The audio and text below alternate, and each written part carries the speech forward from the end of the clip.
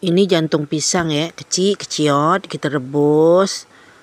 Dah rebus tu kita susunlah. Ini ada cili padi, tomato, jantung pisang yang dah direbus tu dengan bawang. Ini cendawan kukuh siapa yang nak beli boleh tengok kat mak punya video ni, ada link dia. Boleh beli kat Shopee tu. Ini udang. Kita nak buat apa mak? Ya Allah. Assalamualaikum.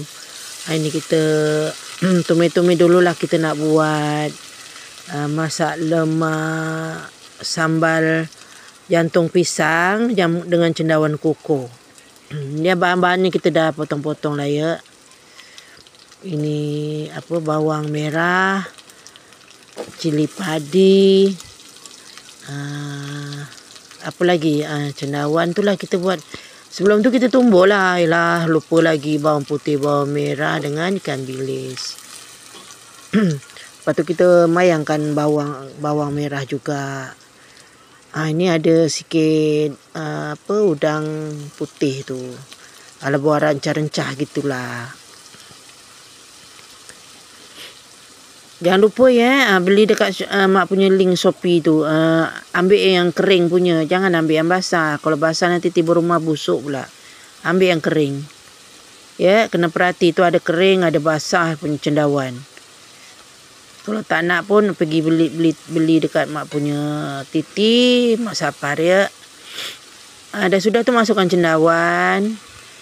Masukkan ini jantung pisang tadi yang dah rebus, kita potong-potong dengan tomato.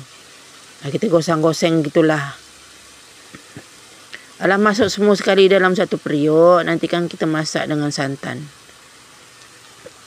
Dengan pedas-pedas cili tu. Sedap betul. Dari situ kita oseng-oseng gitulah. Lepas tu masukkan santan. Masukkan santan. Tapi mak guna air sikit aja, tak payah banyak lah ya. Lepas tu masukkan air. Kita bagi dia mendidih dulu dah. Gitu ajalah, biasa je. Tapi sesekali kita buat memang sedap. Siapa yang tak pernah makan cendawan kukuh, walaupun musim kemarau banyak aja. Pergi tengok dekat mak punya Shopee dengan TikTok mak. Tapi dalam video ni mak meletakkan iklan dia tu ya. Jangan lupa kalau nak makan, pergi tekan aje lah, beli.